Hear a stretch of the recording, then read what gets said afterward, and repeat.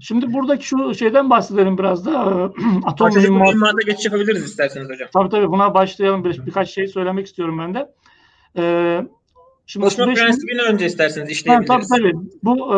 Bu aslında bu görsel bir şeyin bu sistemin ilk tasarımını yapan Oerlikon firmasının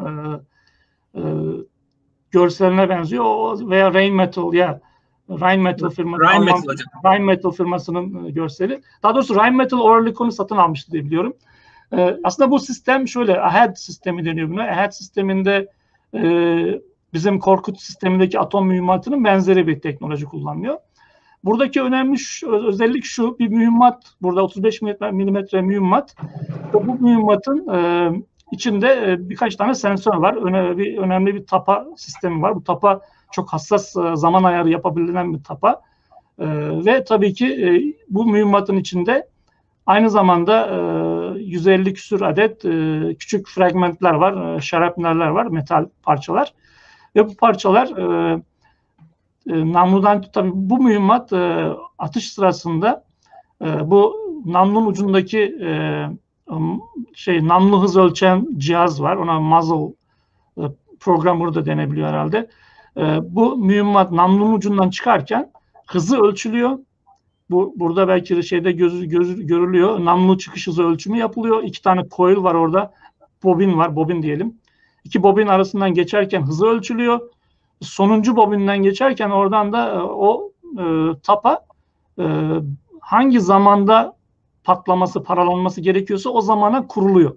Ama bu çok hassas kuruluyor. Yani bu hassas deyince şöyle düşünün. Saliseler mertebesinde, belki salisenin de altında bir mertebede hassas şekilde kuruluyor ve bu namludan çıkınca, tabii atış kontrol sistemi de her merminin namludan hangi hızla çıktığını biliyor ve bu bilgiyi kullanarak da bir balistik trajektörü belirliyor. Ne yapıyor? Bu hedefin geldiği ekseni belirliyor atış kontrol sistemi.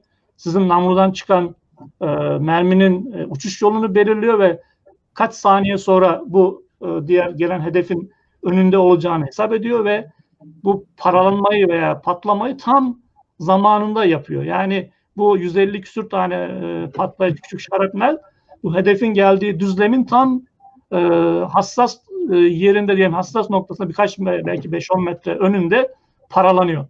Tabii bu mühimmat çok hızlı çıkıyor namludan, dönerek çıkıyor zaten, yivli ve dönerek uçuyor.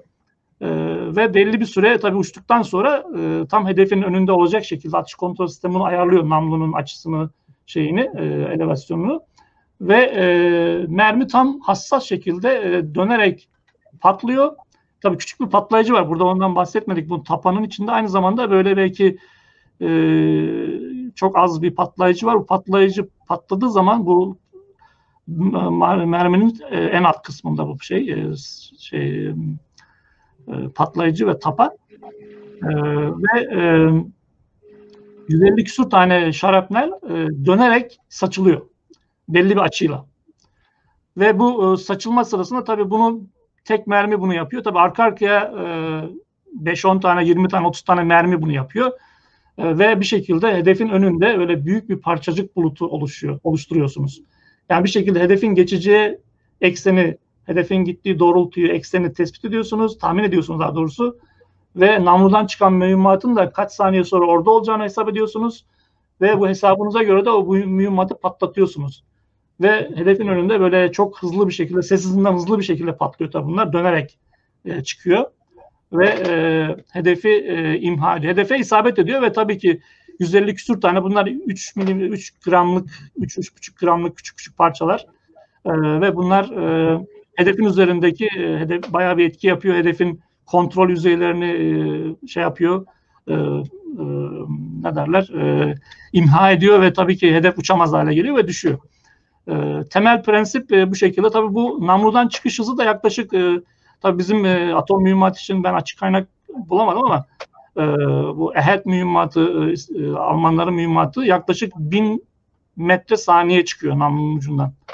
1000 metre saniye demek yaklaşık ses hızının 3 katı gibi bir hızla çıkıyor. Ve bu ses hızının 3 katı hız Oldukça hızlı bir şey ve belli birkaç saniye sonra belli bir mesafe kat ediyor bu mühimmat. Tabii bunu balistik bunun uçuş balistik trajektörüsünü daha önce hesaplanmış bilinen bir mermi. Bunun geometrisi, balistik özellikleri ve sistem bunun ne kadar mesafe gittiğini hesap edebiliyor. Kaç saniyede nereye ulaşacağını. Ve şarapneli çok hassas patlatması tabii ki kritik burada. Yoksa hani 20 metre 50 metre geriden önceden patlatması bir şey ifade etmiyor. Hedefi kaçırabilirsin o zaman. Tabii ki burada önemli olan tabii bu namludan çıkan mühimmat bu. İşte atış kontrol sisteminin çok hassas bunları hesaplaması, anlık hesaplaması gerekiyor. Yani şöyle düşünün, namludan arka arkaya yani bu saniyede daha doğrusu dakikadaki atış hızı bu Oerlikon sisteminin bizim Korkut'taki 1100 her bir mermiden 550 atış yapılabiliyor. Bunun etkisini göstermek için şöyle bir var ya. Bu mermi açıldığı zaman hani tam böyle hedefin önüne doğru belli bir mesafede açıldığı zaman konik bir şekilde dönerek açılıyor ve saçılıyor. Ve böyle bir daire oluşturuyor. Ya bunlardan şöyle düşünün. Bunlardan işte aynı anda 15-20 tane merminin hedefin önünde açıldığını düşünün. Ve tabii ses hızıyla açılıyor ve o ses hızının üzerinde bir hızla dönerek açıldığı zaman etkisi hedefi delip geçmesi, hedefin üzerindeki hasarı daha yüksek oluyor. Tabii belli bir süre sonra eğer hedefi vuramazsan bu mühimmat kendini imha ediyor. İmha etmek zorunda kalıyor çünkü yere düşmeden. Kaç saniye onu belki de 8-10 saniye içinde kendini imha etmesi gerekir. Çünkü hedefi zaten 3-4 saniye içinde hedefi vurabilir. Zaten maksimum şeyleri şöyleydi. Ben bir OHH'de bakmıştım.